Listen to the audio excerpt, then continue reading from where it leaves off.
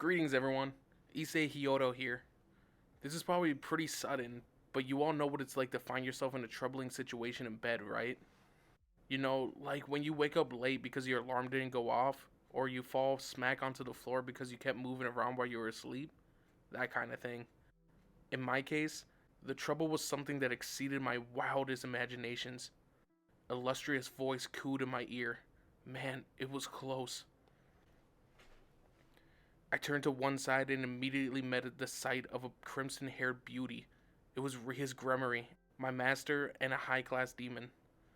She had all but forced her way into my house the other day, deciding entirely by herself that she would be living here from now on. She must have crept into my bed while I was asleep. And she was naked. Well, that part was understandable. Rias had said a while back that she slept naked, and she had done the exact same thing once while I was in the infirmary at the school. A warm, soft sensation surrounded the left side of my body. Rias was hugging me like a body pillow as she slept. Her wonderful scent tickled my nasal glands. Why did she have to smell so good? Breasts were completely cupping my left arm. Not only that, my left hand was enveloped by something incredibly soft. Her thighs, maybe?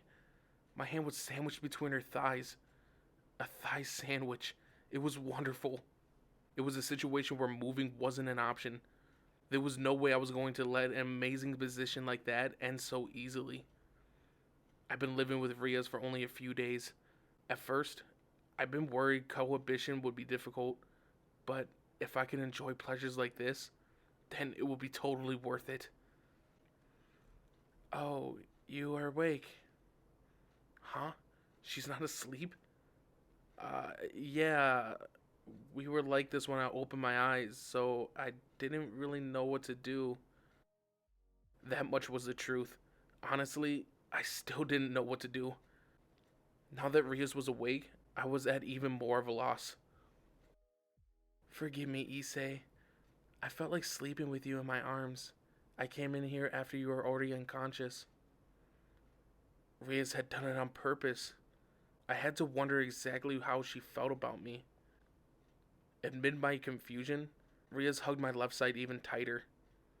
Whoa. What should we do?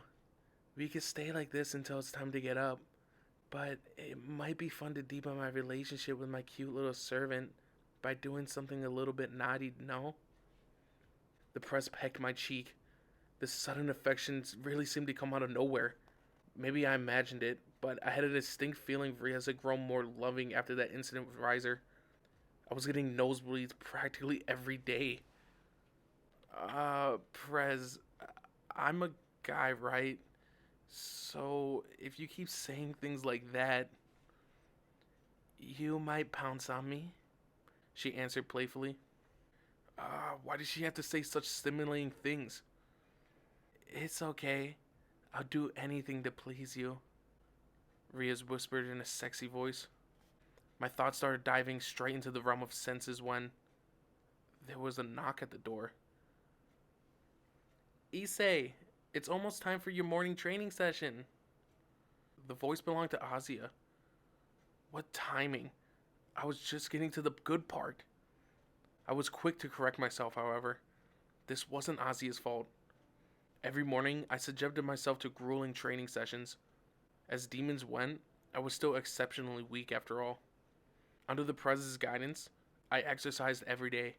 Azia had practically taken the role of a manager, working to encourage me through it all.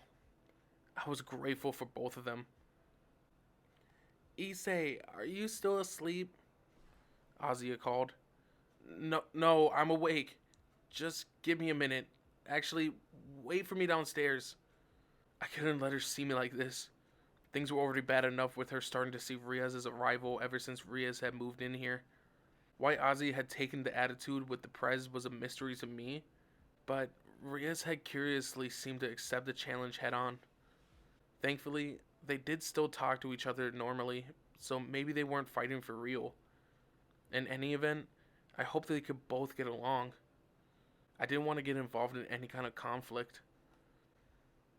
Completely incognizant of my worries, Rias broke into a demonic grin. Azia, please wait for us outside. Issei and I still have to get ready, she said in reply to the girl beyond the door. Prez, why are you adding fuel to the fire? The door in my room swung openly with sudden urgency. Azia saw me sitting upright on the bed with Prez by my side. Tears were in Azia's eyes. Her cheeks were puffed out, and she looked like she was seriously in a bad mood. Seeing Azia's reaction, Riaz wrapped her body even more tightly around my arm. Please calm down, Riaz. Good morning, Azia, the crimson-haired girl said with a bright smile. Azia's whole body was trembling. Steam was practically whistling from her ears. All of a sudden, she lifted a hand to her clothes. Please calm down, Azia.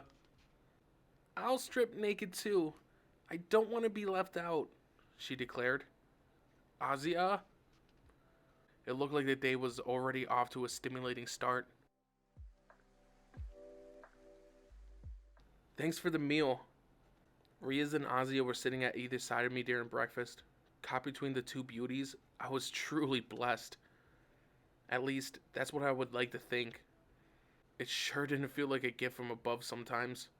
Azia was clearly in a particularly bad mood this morning. She was a former nun, so I wondered if maybe she thought Riaz and me sleeping together naked was immoral. If that was the case, though, then why had she insisted on stripping too?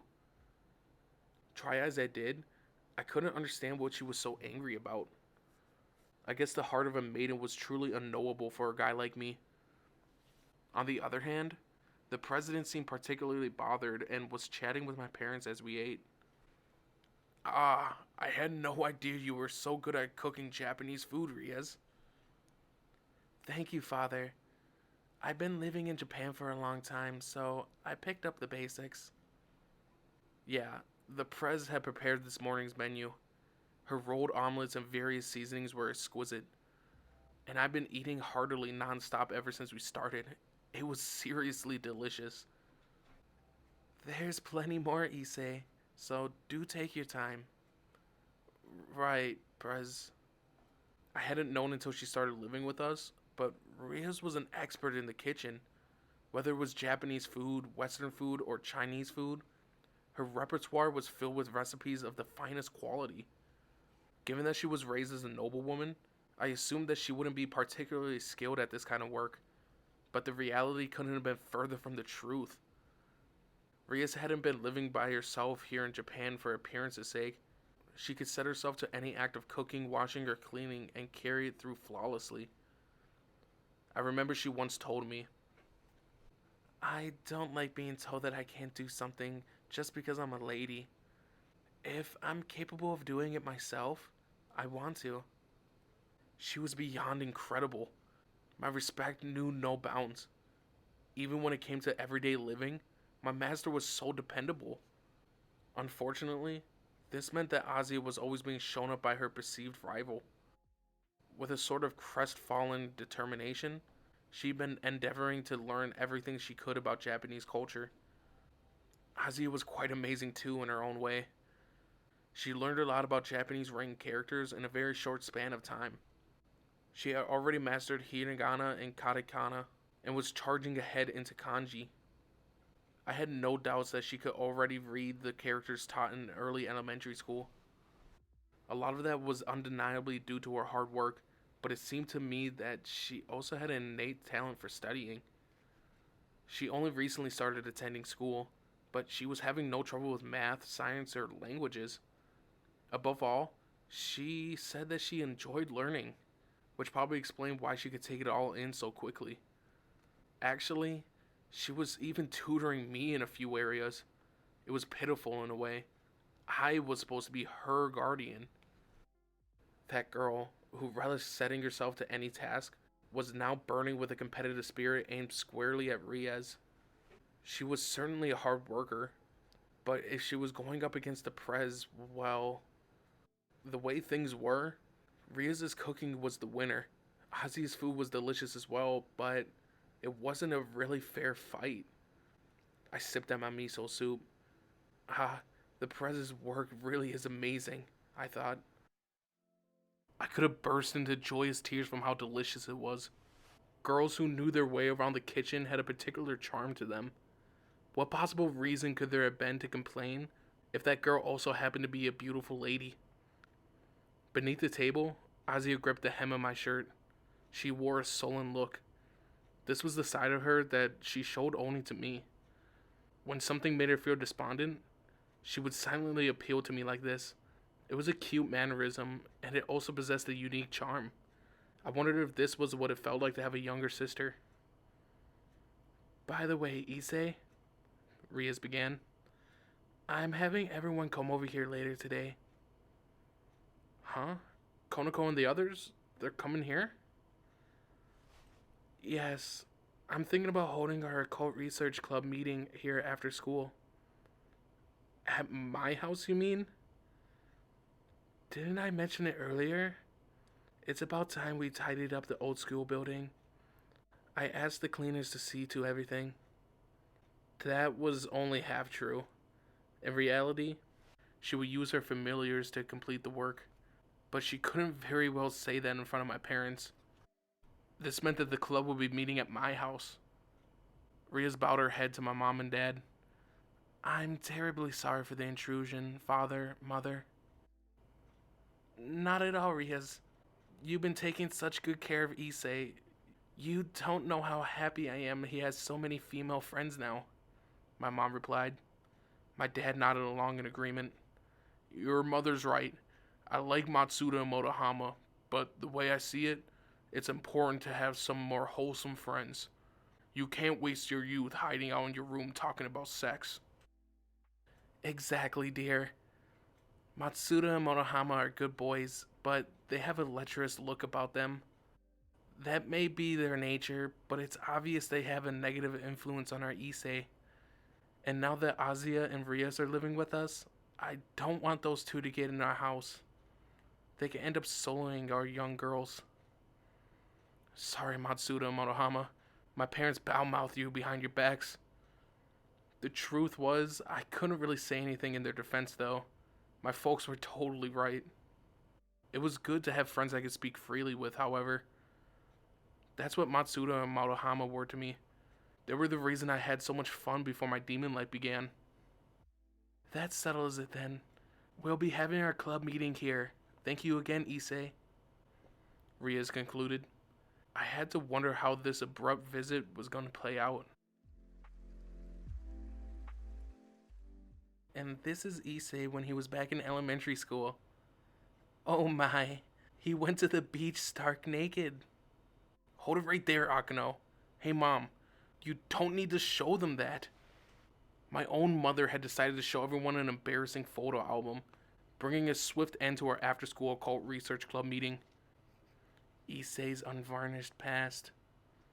Don't look, Konako. Believe me, it was horrible. That nightmares collection of pictures was a window into my embarrassing childhood. I wanted to die. Suddenly, I recalled my mother mentioning one time that she wanted to show off the photos of me if I ever brought a bunch of girls home. Considering how unpopular I was, she must have abandoned that dream long time ago. My life's recent reversal had allowed her to make that nightmare a reality, however. Little Issei.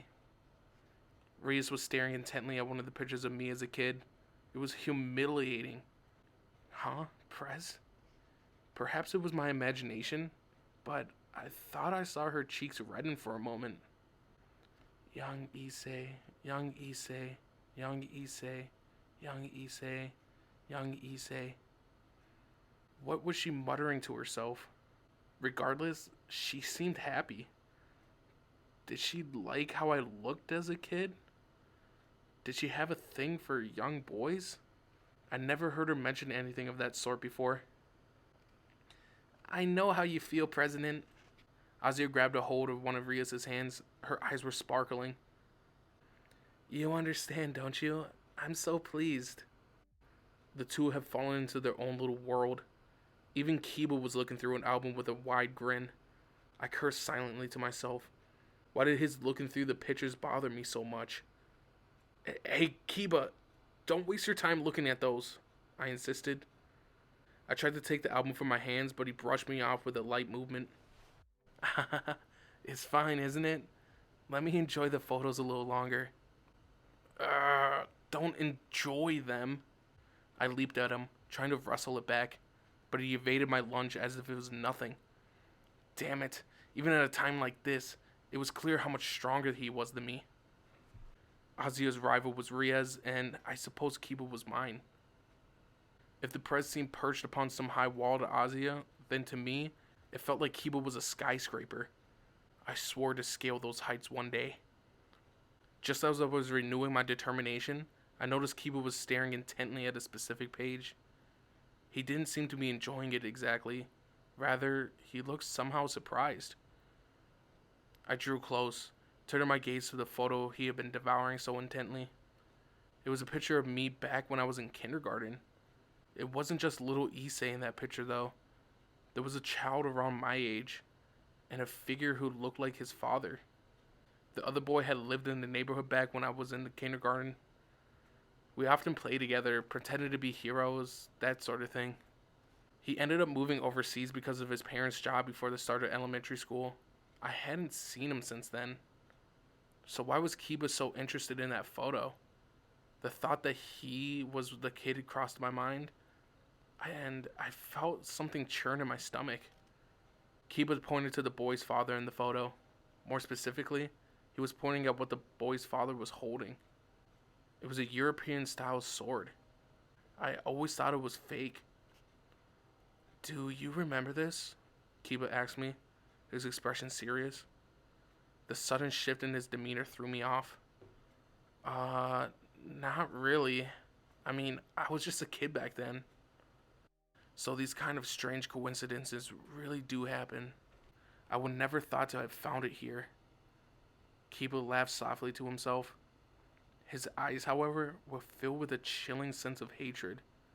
That photograph would prove to be the beginning of our next little adventure. That is a holy sword. Chapter 1. Rise Up, Occult Research Club. A dull metallic sound echoed through the sky. Alright, I got this. I caught the ball with my baseball glove.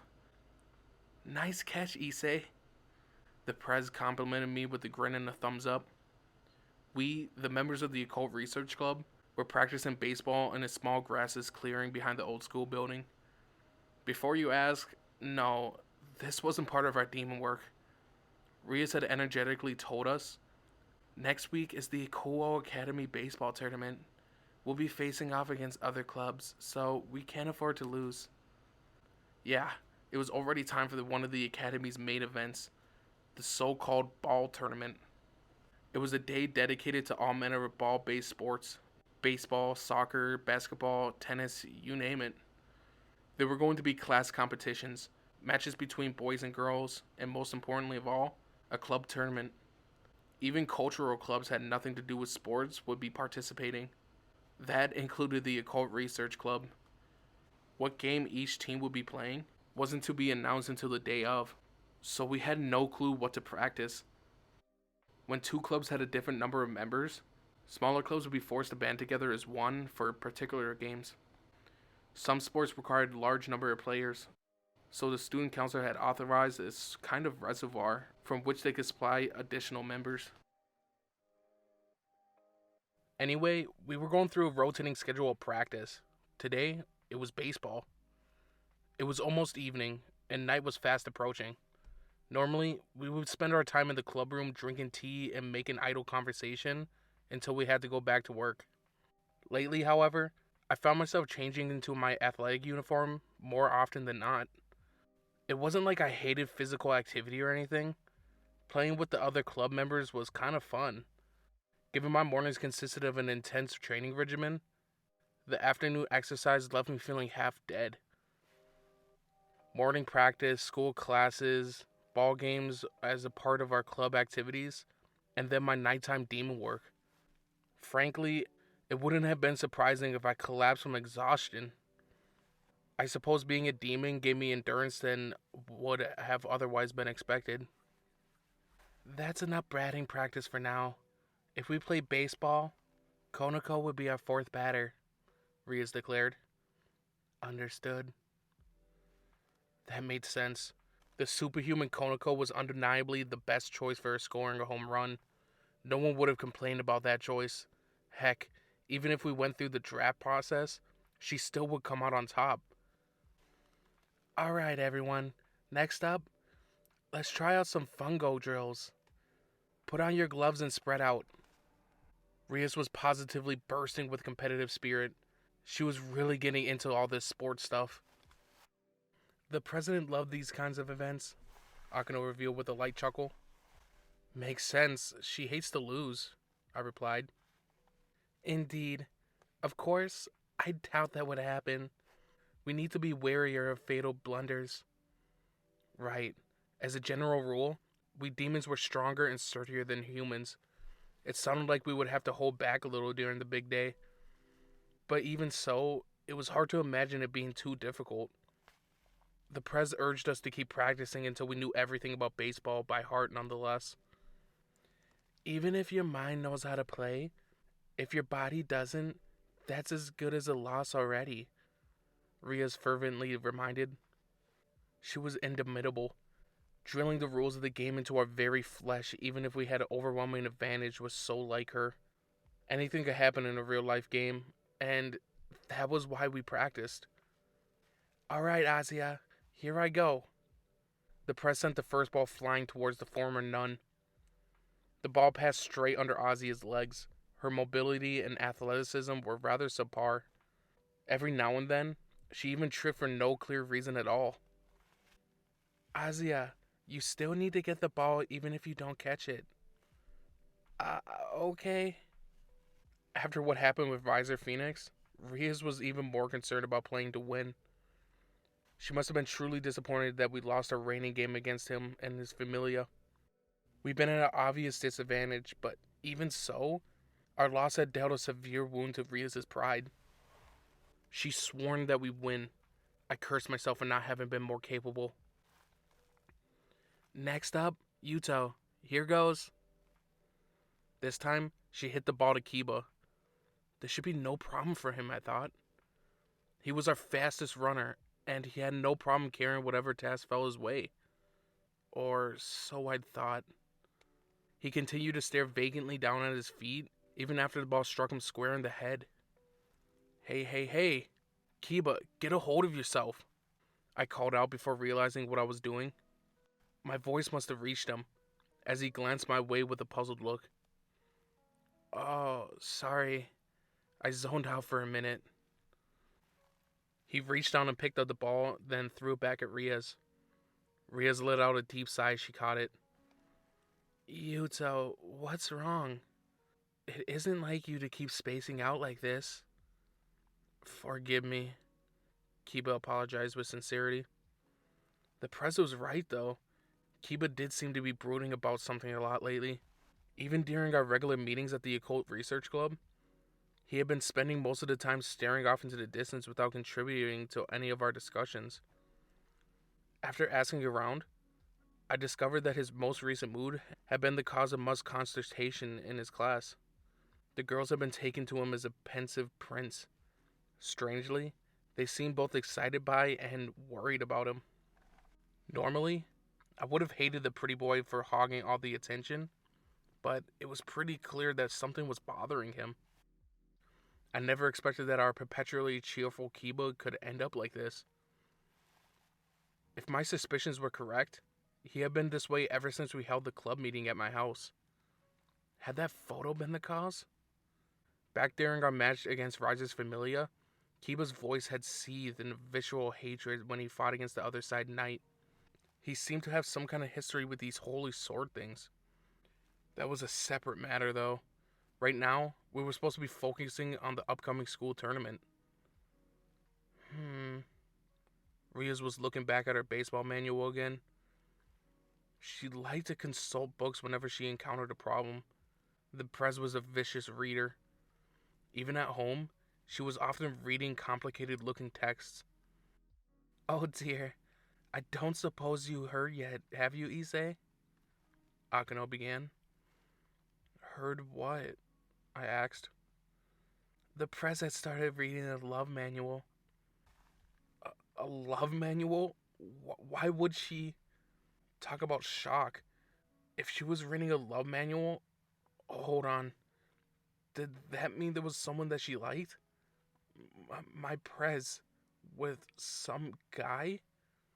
I didn't even want to consider the possibility. I held my head in my hands. Akano flashed me an amused smile as she watched. Oh, you don't need to worry, Issei. Everything is fine. At the very least, you can rest assured that the president won't take on a lover while you're around. Are you sure? I'll take you by your word. If she did get a boyfriend though, I would probably die. If your positions were reversed, I'm sure she would be quite shocked too. At any rate, this is the first for her. You'll have to watch out, Issei. I didn't really get what Akano was saying, but so long as the prez wasn't interested in any other guys, then everything was fine. Alright, let's keep going. Ria's raised her baseball bat into the air, and our practice session resumed. Lunchtime had arrived the following day. The ball tournament was fast approaching. I probably had another rough training session in store after classes ended. I was supposed to go to the club room after I was finished eating. It was going to be our last meeting, apparently. Ria sure was taking this all very seriously. Do you have any club activities today as well? Matsuda asked me between mouthfuls of curry bun. Yeah, we're practicing for the ball tournament. Oh, so the Occult Research Club is playing sports now. I guess all of its members are pretty athletic, so it makes sense. You could say that. I mean, we're all demons. Compared to your average human, we're much stronger. You had better watch yourself, Issei. There are all kinds of weird rumors going around about you. The glasses-clad Motohama suddenly warned. What do you mean? The people are saying that you're a savage beast who throws himself on one beautiful lady after another. Some think that you managed to get your hands on Ria's and Akano's darkest secrets, and now you're forcing them to perform all kinds of perverted sexual acts against their will. You're normally so dignified, my ladies, but let's see those pretty faces of yours writhe in uncontrollable ecstasy. You abuse them like that, both verbally and physically, right? Huh? What kind of made-up nonsense is that? I blurted out in rage. Anyone would have gotten angry after hearing such outlandish stuff. That's not all. Word is that you're such a savage fiend that you even sank your fangs into our school's petite mascot, Konoko.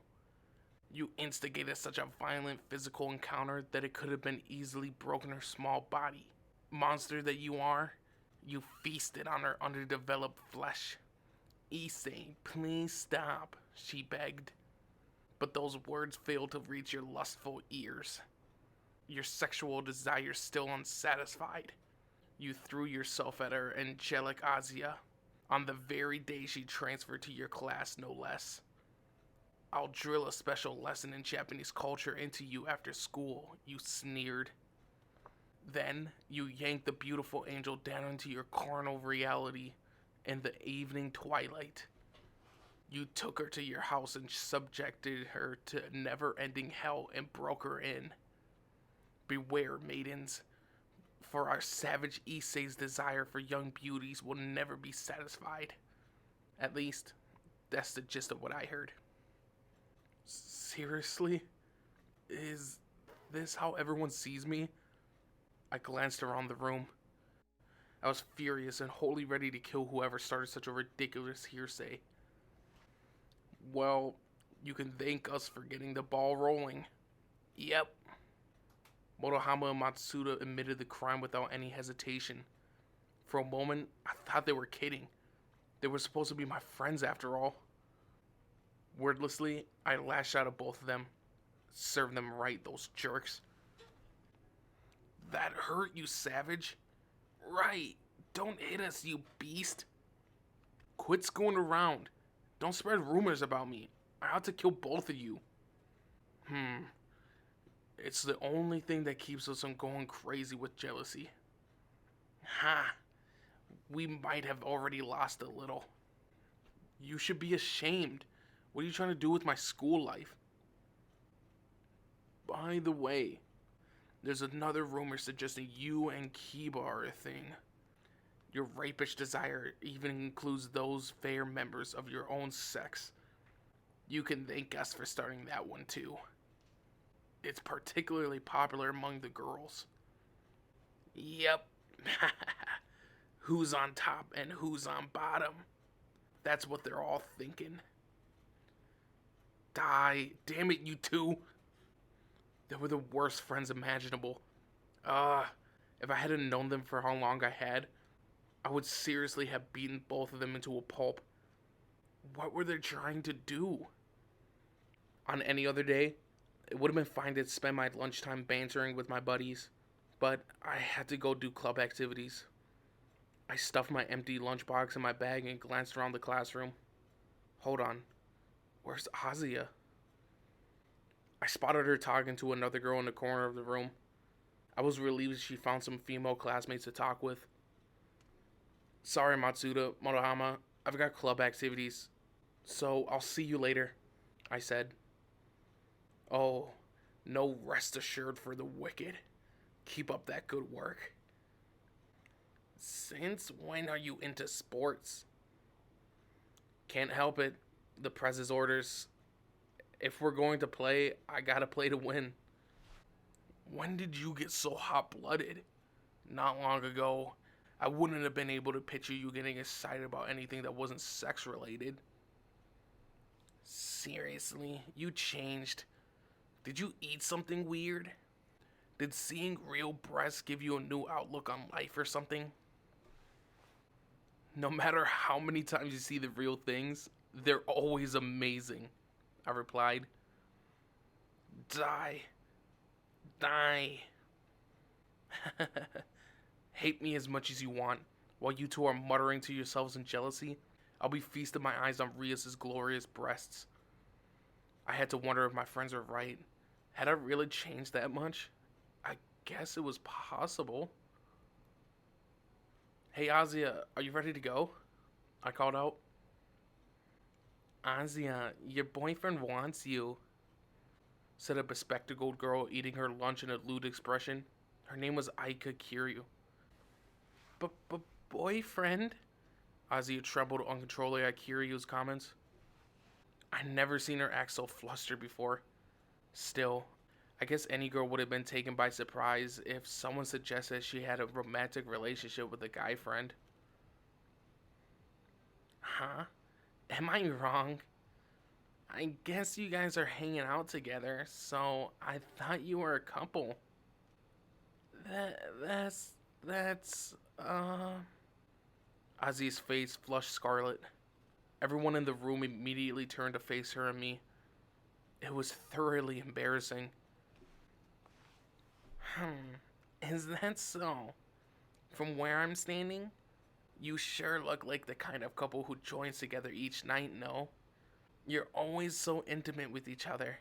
And don't you live under the same roof? A young couple spending their lives together in the same house. Oh my. By the way, am I the one who suggested bathing together naked? How was it? Did you enjoy yourselves? Hey, hold on there. What's with this sex-obsessed girl? I heard that some people called her the craftswoman. But was this really her craft? You're the reason for the bathroom fiasco. And I know what you mean, join. We aren't two robots merging together. I'm not shameless. And besides, even if I wanted to do erotic stuff, I couldn't do that kind of thing to Azia. I fired back. It was my job to protect her. I was in no position to lay on her sexually. That's strange. I mean, Azia certainly... Before Kiryu could finish, Azia threw her hands over the girl's mouth to try to stop her from speaking. Kiryu, please stop. Azia? I've never seen her cheeks turn so red before. could spot tears forming in the corner of her eyes. Did Kiryu know something that Ozzy didn't want me to find out? It wasn't really my place to pry if the two girls shared a secret. Anyway, Azia, we got club activities during lunch break, so let's go to the club room, I said. Right. Azia was still clearly rattled. That conversation had been probably a bit too much for her, considering her upbringing. I would have been embarrassed too if someone had suddenly announced that I had a girlfriend. That's not to say I wouldn't be happy if she was my girlfriend. For the time being, however, my feelings towards Azia were nothing more of a protective sort. That said, I couldn't even imagine a life without her anymore. That smile of hers had become a part of my very existence. As I dwelled on my happy notion, Ozzy and I made our way to the old school building. All the other members were already there when we arrived. To my surprise, there were 2 additional faces as well. My shock was plain after I realized who the other 2 figures were. The student council chairwoman? I gasped. Yeah, the student council chairwoman at Kuo Academy was sitting on the sofa right in front of me. She was a slender and intelligent-looking young woman with a cold and severe aura about her. She had a different sort of glamorous experience than a traditional Japanese woman. Her name was Sona Shitori. She had a reputation of being an upstanding third-year student, and she was my senior. She was also the 3rd most popular figure at school, after Rias and Akano. Her frightening atmosphere was enough to keep any outsider at bay. Her severe eyes were partly responsible for that. Nonetheless, she too was a considerable beauty. Sona actually had more girl fans than she did boys. In that sense, she was more beloved than both Rias and Akano. The chairwoman hadn't come alone. A young woman with some clear connection to the student council was sitting next to her. What's this? You didn't mention us to Hyodo, Rias? I'm surprised he hadn't noticed already, seeing as we're all demons here, said the guy. Hold on. Didn't he recently join the student council as a secretary? The chairwoman quietly responded, Saji, you're well aware. We operate in the shadows and don't meddle in other people's affairs. What's more, Issei hadn't been a demon for very long. This is a natural response, all things considered. Wait a second. Things were developing faster than I could grasp. Sona seemed to be suggesting that the student council members were also demons. The idea that there were demons at Kuo Academy other than the ones in the Occult Research Club had never crossed my mind. My bewilderment must have been evident to everyone as Akano began to explain the situation to me. The real name of the student council chairwoman, known here as Sona Shitori, is Sona Shitori.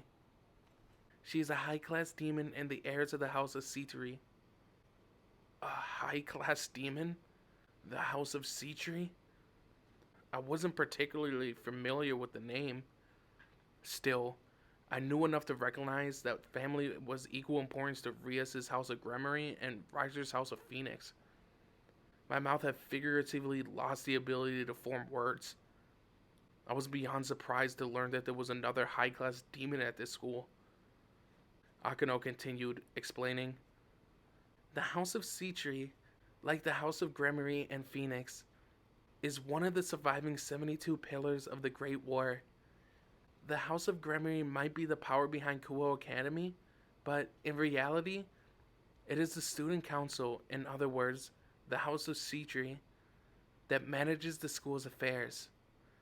Think of the terms day and night operations. Right. Hold on. Then the other members of the student council? Before I even had time to ask, the secretary guy spoke up. It's thanks to the chairwoman and the other members of the Shitori Familia like me that you enjoy your peaceful school life. You would do well to keep that in mind, got it? By the way, my name is Saji Genshiro. I'm a 2nd year and the chairwoman's pawn. Oh, hey. You're the same grade as I am, and we're both pawns. Talk about a happy coincidence. To think there was another pawn at Kuo, and we're in the same year too. This Saji guy didn't seem too pleased though. Just so you know, it wounds my pride to be compared to one of the members of the perverted trio, he said with a sigh. What was that? That bastard. And here I was, trying to get along with him. Oh, you want to fight? Just so you know, the chairwoman had to spend 4 whole pawns pieces on me. I might have only recently become a demon, but I'll kick your ass, Hyoto. Saji spit out. The gauntlet had been thrown. The chairwoman, however, glared at him. Saji, stop it. But chairwoman... The point of this visit is to allow the 2 high-class demons at Kuo Academy the chance to introduce their newest servants. In other words, we're here to introduce you, Hyoto, and Argento. Don't disgrace my family, and besides... At that moment, the chairwoman turned her gaze to me. Saji, you couldn't hope to beat Hyoto as he is now. He's the one who defeated Riser Phoenix. It took 8 pawns to bring him as a demon. 8 of them? So you're saying he's the guy that beat Phoenix? This guy beat Riser? I thought it must have been Kiba or Akano. I couldn't hear what they were talking about, but it clearly was something that involved me. More than anything, I want to say that Saji guy stopped staring at me in the corner of his eye.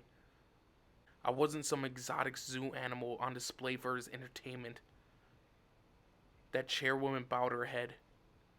My apologies, Hyoto, Argento. My servant doesn't have the experience that you both do, and he still hasn't learned the proper etiquette. If it isn't too much to ask, I hope that you'll get along with him as a fellow newcomer demon, she said with a faint smile. It was a cold expression. I couldn't sense any maliceness in her attitude, though. So perhaps it was just a quirk of her normal demeanor. Saji? Chairwoman Sona insisted. Yeah. I hope we could all get along, he said, bowing his head reluctantly. He didn't look particularly pleased by the situation. It's nice to meet you, Azia responded with a carefree smile. She really was a gentle soul. I'm delighted to meet you, Azia, Saji exclaimed all of a sudden, taking her hands in his own. His reaction to her was the polar opposite of how he regarded me. I pulled his hands away from Azia's, grabbing them tightly in my own. Saji, the pleasure's all mine. Just so you know, if you lay a hand on her again, I'll kill you, I said with a forced grin. At this, he broke into a half smile. His grip tightened around mine as he shook my hand. Yup, here's to the future, Hyoto. Claiming this blonde beauty entirely for yourself. You really are a savage sex fiend. Ah, I wonder what kind of divine retribution is waiting in store for you. I hope you get struck by lightning in the middle of the schoolyard. Our exchange of thinly veiled threats continued for a while. It must have been a strange sight, but I didn't care. No way was I going to forgive that bastard. I hated this kind of guy in a completely different way than I did pretty boys like Kiba.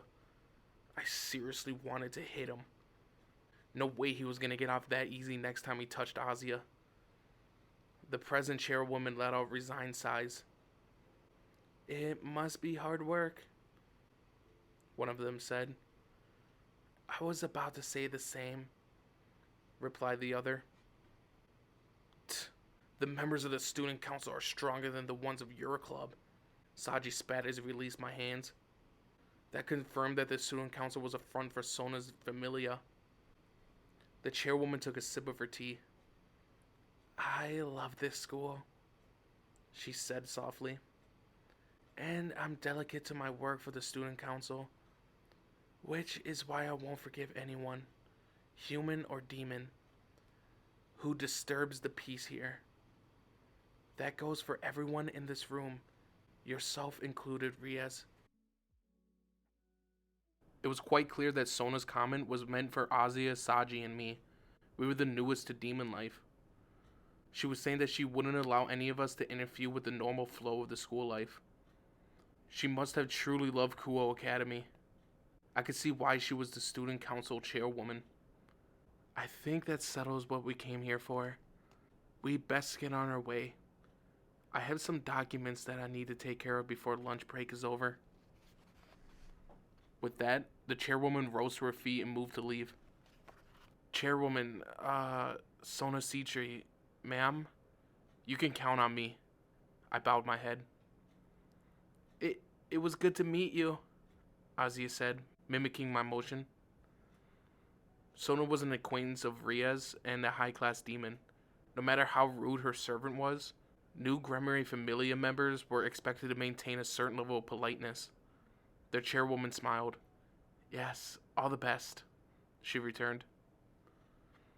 Before departing, she issued one final comment to the Prez. You seem to be looking forward to this ball tournament, Riaz. Yes, very much so, the Prez answered with a smile of her own. I could see from their interactions that they were on generally good terms. It made me wonder why Sona hadn't raised a finger to help during the last incident involving Riaz and her house. I kept my mouth shut, however, thinking that perhaps meddling in the affairs of other high-class demons wasn't particularly easy. Or maybe she had trusted Riaz to solve the issue by herself? The door out to the hall closed, and the chairwoman was gone. Issei, Azia, do try to get along with Saji.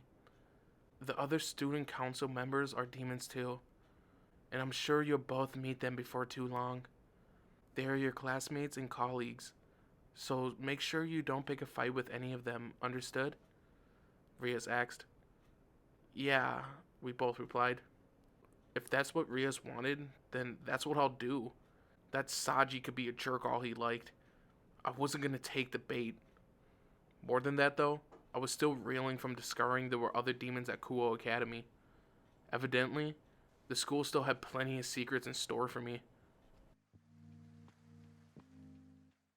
Fireworks erupted in the sky overhead to announce the beginning of the ball tournament. The weather forecast had promised rain in the evening.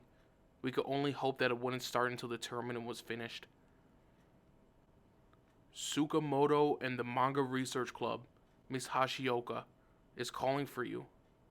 Please make your way to the staff room at once. Loudspeakers installed on the tents that dotted the school grounds continued to provide a never-ending stream of announcements. After donning my sports uniform, I met up with the other Occult Research Club members at the corner of the grounds. We were each trying to relax before the match in our own way. That said, the games between the various clubs weren't until later. First up were the class matches.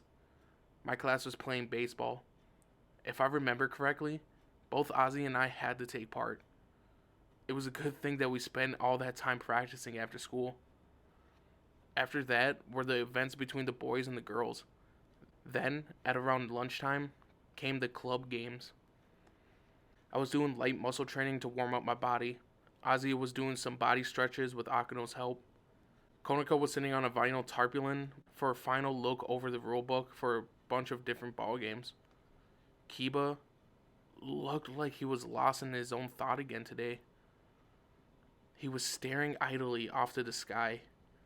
The Prez had gone to check the timetable for the day's events and was on her way back now. Upon her return, she flashed us a dauntless grin and let out a light chuckle. We've already won our next match. What are we playing, Prez? I asked. She made a peace sign with her fingers. Dodgeball. I had a bad feeling about this. Prez, you can do it! I cheered from the fence surrounding the tennis court. Riaz in her tennis outfit sure was something. Her thighs peeking beneath her miniskirt was a sight to behold. She was representing the girls from her class and was facing off against the third-year girls. She was trying to show off against her opponent by using smooth, delicate movements. But her adversary was no slouch either. Chairwoman! Yeah! The high-pitched cheers of the girls who were spectating drowned out everyone else. Yup, the prez was up against none other than the student council chairwoman herself, Sona Shitari.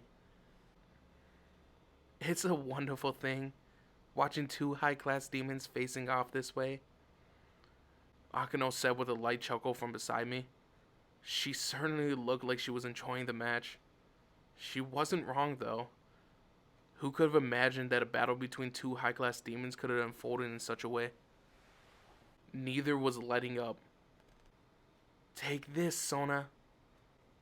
I see what you got, Riez. The two of them kept exchanging high-spirited banter. It was like watching something from a sports drama. They were incredibly fired up. Chairwoman! That jerk Saji was cheering from the fence opposite where I was standing. He was even waving a flag embroidered with the words Student Council. He was really going all out. Take this, Shitari-style spin ball. The chairwoman sent a ball flying at Riaz with a high-velocity backspin. What do you take me for? Take a Gremory-style counter. The prez moved to return the ball with a racket, but it suddenly changed trajectory and plummeted to the ground. What the heck was that? 15-30. I clicked my tongue as the chairwoman scored. Well done, Sona. I expected nothing less from my rival. I hope you haven't forgotten that the loser has to treat the winner to the special udon with all the toppings at Konoshiya, Riaz. Not at all. I haven't tried it yet, and I'm not gonna let you taste it first. This match is mine. Don't forget that I have 108 different styles of magic ball techniques. I accept your challenge. I'll return every ball that comes into my Shitari zone. They both had all but flames in their eyes. Still, their pet was a little proletarian for two high-class demon ladies. That wasn't a bad thing, though. They had been living in the human world for so long that they acquired a very human sensibility. In the end, their arduous, decisive battle stretched so long that both of the rackets broke, and they were awarded joint first place. Any regular racket would have crumbled after such an intense rally. It was finally time for the club matches. But bloomers? I was taken aback by Azia's appearance. Who wouldn't have been? She wasn't wearing the usual school-designed sports shorts, but a pair of tiny, high-cut gym shorts that hugged her body and exposed her thighs. In Japan, we call them bloomers. Ozzy had suddenly vanished just before the club games, and when she reappeared, she was dressed in those bloomers. Her naked white legs, her wonderful thighs. Damn it, they were incredible. She was red in the face and fidgeting nervously. Kiryu said that bloomers were the best thing to wear for dodgeball. She's also said that it would make you happy if I wore them. Kiryu! That crazy woman.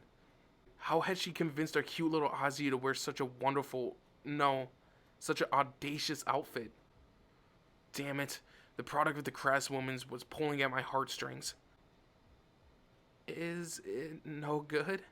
Ozzy asked, embarrassed. That expression of hers tugged at something inside me. No, it's awesome, Azia. Thank you. Thank you very much. I said over and over, taking her hands in my own. She looked at me with uncertainty, as if a question mark was floating over her head. Make sure you're ready, you two, called Riaz. Even after her ferocious tennis match, she was still raring to go. Truthfully, I was pretty fired up too, although for different reasons. Yup, Azia's bloomers have filled me up with vigor. There's no way I could lose. A good response, Issei. Do your best, and I'll make sure you be generously rewarded. What? Seriously, Prez? My whole body was abuzz with some unknown energy. Whoa! Breasts! There was no way I would lose. The Prez's tits were mine. I let out a shriek. Azia had stomped on my foot. Issei, why don't you hand out those things you prepared now? She spat in a displeased tone. She was pouting angrily. Adorable Azia had learned how to use violence against me. Perhaps she was entering some kind of rebellious phase. Just how she said, however, there was something I wanted to give to everyone. I spent the whole night making them. Everyone, let's wear this as a team. I pulled out a bunch of headbands and bezeled with the words Occult Research Club. Oh my, you are well prepared. The Prez was the first to take one of them. Yes, you're surprisingly dexterous. It's surprisingly well made. I've been practicing in secret. I've been spending my free time practicing embroidering in preparation for this day. I didn't have much talent in home economics, but I had faith that I would get better with a little bit of daily practice. My efforts rewarded me with this new skill. The fruits of my labor were nothing compared to the work of a real pro, of course, but they were good enough. Unexpectedly good job. Thank you, Konako. Oh dear. I suppose the other club's team had prepared a unique item, like special hats and uniforms to wear. That's right, Akuno. That's why I made them. Everyone picked out a band and wrapped it around their heads. I was so happy. All that late night exertion had paid off. Kiba hadn't taken one yet. He was staring off in the distance. Here you go, Kiba, I said. Oh, thanks. We need to concentrate on winning, got it? Winning. Right. Winning is important. He sounded almost like he was talking about something else. I wondered if he was sick. Members of the Occult Research Club and the Baseball Club, please make your way to the sports ground. Sounded an announcement. Alright, it's our turn to shine. Aim for Hiyoto. Ah, damn you all. I screamed as I fought to dodge the constant barrage of high-speed balls. The club competition was underway. The sport was dodgeball, and our first opponent was the baseball club. Strangely, I was the only one they were targeting. It was simple enough to work. To the other students, aiming for anyone but me was out of the question. Rios was one of the two great ladies of Kuo Academy, and an incredibly popular idol at our school. Hitting her was right out. Akuno was second of the school's two great ladies, and she, too, was an idol. They couldn't target her either. Azia was the most popular second year and a soothing, natural beauty. Plus, she was blonde. Aiming for someone like that was practically criminal. Konako, with her petite frame, was practically the school's mascot. Going for her would have been seen as bullying. Kiba may have been the enemy of all of the boys at school, but if anyone tried to take him down, they would face the girl's wrath. He was just as much in the clear as the others. Only I remained as an acceptable target. No doubt the entire enemy team will be wondering why I was hanging out with a club of beauties and pretty boys. Heck, they probably decided that they should go for me. Die, damn it. Aim and throw. Go for the headshot. Die, you savage sex fiend. I could practically hear the baseball club thinking those exact things. They were trying to eliminate me in extreme prejudice. I could feel their evil thoughts bearing down on me.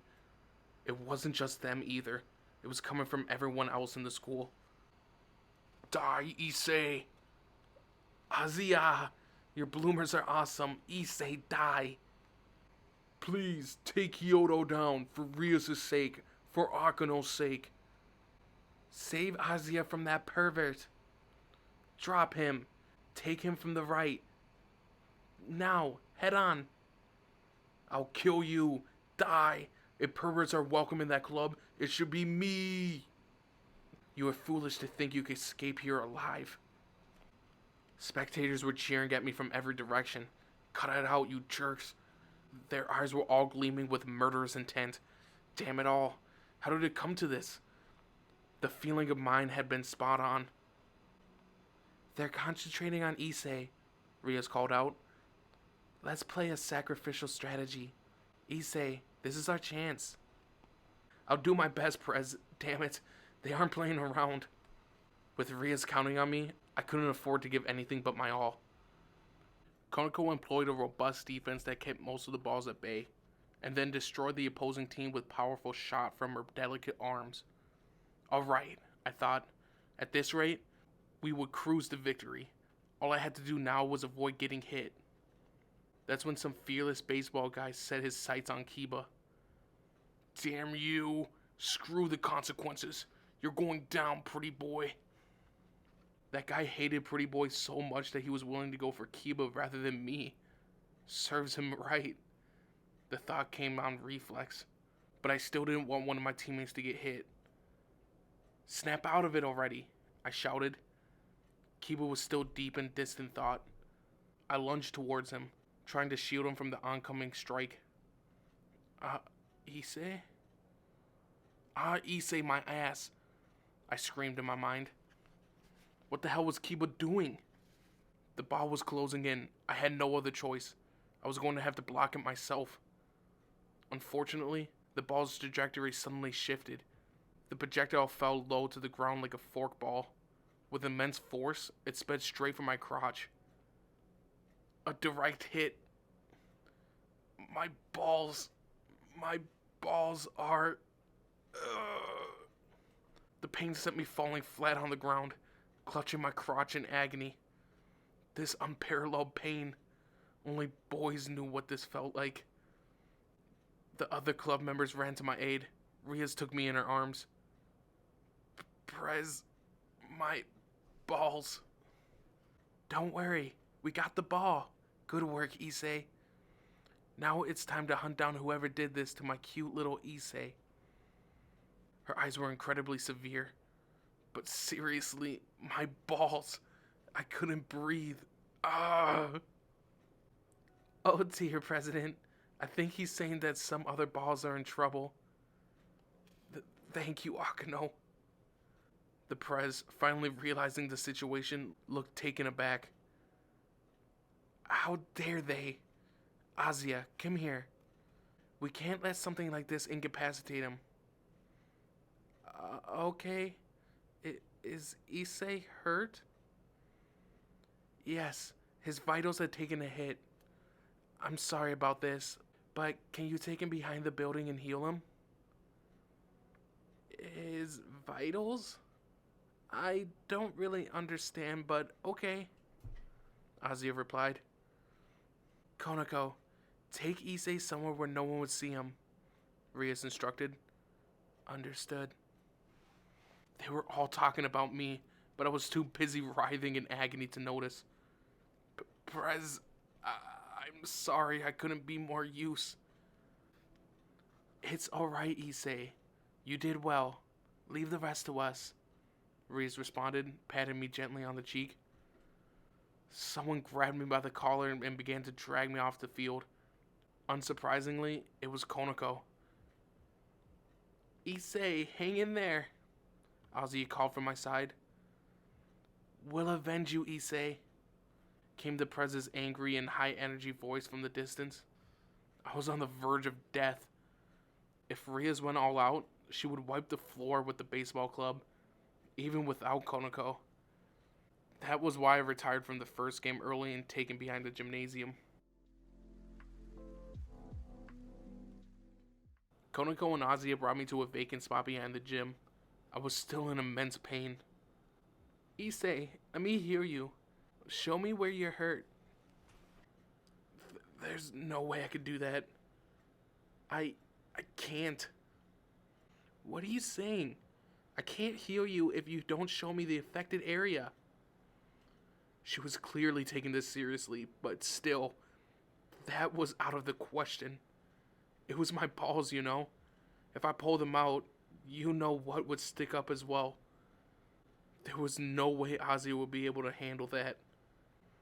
Azia, please, let it go. I can't. I'm here to help you. Tears were forming in her eyes. Azia, please don't cry. can't you use your sacred gear around my waist? If you do that, it might be enough. Azia possessed a sacred gear known as Twilight Healing. It was capable of healing anyone, even demons. It was the lifeline in our familia, an extraordinary healing ability capable of curing almost any injury in a moment.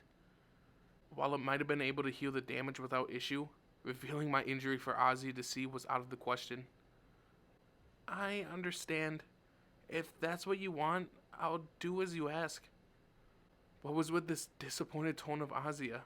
I'm sorry, Azia, but I can't let you see my you-know-what again. A warm glow emanated from the palm of her hands. At the same time, the pain throbbing between my legs gradually abated. Incredible. What a warm, comforting light. It was as if the pain had never existed. So Azia's sacred gear was good for healing damage to my balls too. What an indescribable scene, Konako said with a sigh. I had to agree. Please rest a little, Issei, Azia said as she sat by my face and lifted my head. Suddenly, the back of my skull pressed up against something incredibly soft. Are these her thighs? A lap pillow? Seriously? You look like you enjoyed it when the president did it. I might not be as good as she is, but still. That wasn't true. She was wearing bloomers. This was more like a thigh pillow. It was a dream come true. A lap pillow from a girl in bloomers. Thank you. Thank you. I murmured, tears running down my face. You've been offering your gratitude a lot today, Issei, Azia said with a light chuckle. Victory goes to the Occult Research Club. Before long, some good news reached my ears. The soft susurrus of rain drummed outside. The tournament match had already ended.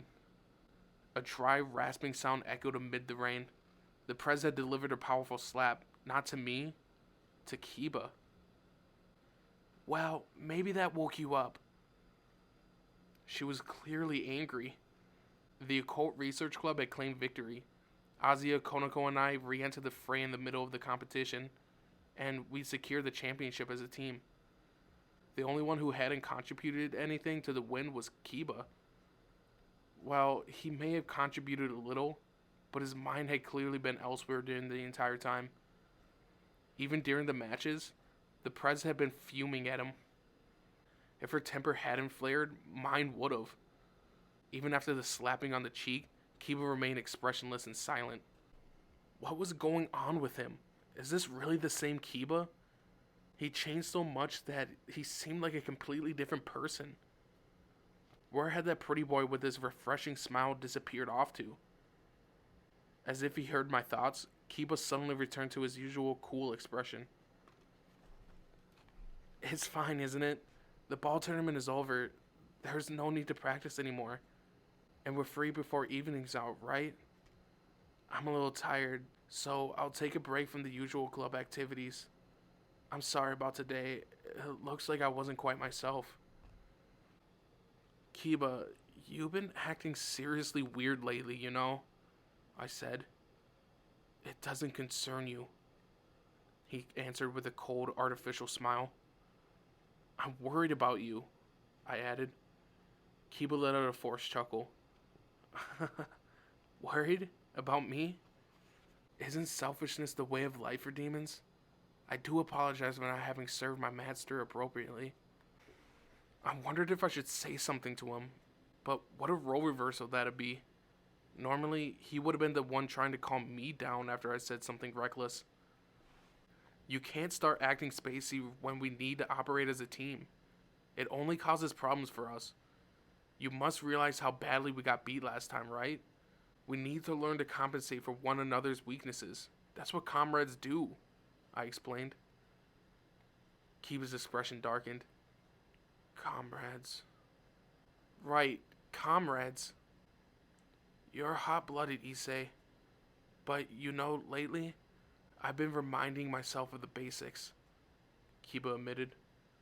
The basics? Yeah, that's right. Uh, about why I'm fighting. Don't you fight for the Prez? I'd assume Kiba fought for the same reason I did. I was quickly proven wrong, however. No, I live for revenge. I fight to destroy the Holy Sword Excalibur.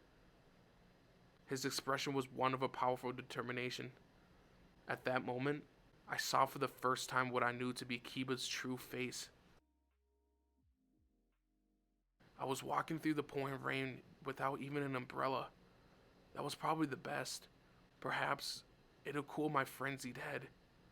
I'd gotten into a fight with the president. For what seemed like the first time she saved my life, I had rebelled against my master. I wasn't worthy of the name Yuto Kiba. I hadn't forgotten about my quest against the Holy Sword Excalibur, however. The atmosphere at school had just made it easy to ignore for a while. I made friends, received a new life, and been given a name to call my own. My master, Ria's Gremory, had given me a purpose. Asking for anything more was wrong. With my quest yet unfulfilled, it seemed immoral for me to exist as my comrades did, though. A sound of water, different from the rain, reached my ears. In front of me stood a priest. It was one of those guys who wore a cross on his chest and muttered holy words in the name of the spiteful god.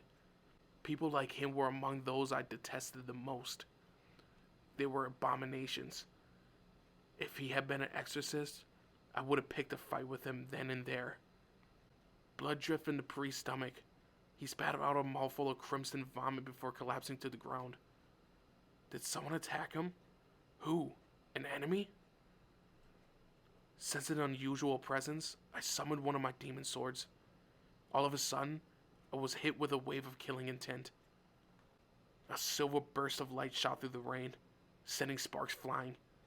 I turned to the direction of the murderous aura, only to find myself face to face with the sword-wielding figure had already lunged towards me. He was dressed in the same type of clothes as a dead clergyman, which meant that he too was a priest. This one, however, was consumed by mad frenzy. Hi there, it's been a while. I instantly recognized the young priest with that disgusting grin. It was that silver-haired psychotic exorcist, Fried Selzen. Not too long ago, he had been working with a group of fallen angels. That freaky smile of his was just as unsettling as ever.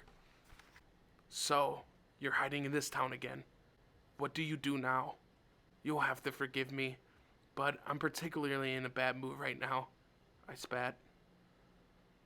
The boy priest, however, scoffed at my remarks. What a coincidence. Wonderful timing. I could cry for joy at this dramatic reunion. His frivolous voice really grated on my nerves. I hated priests enough as it was, but this guy was something else. I summoned my second demon sword. At the same time, the long sword Fried had been wielding began to emit a holy aura. That light, that aura, that glint. I knew it well. I'm just sick and tired of hunting priests, so this is perfect. Let's spice things up. How about we see who has the upper hand?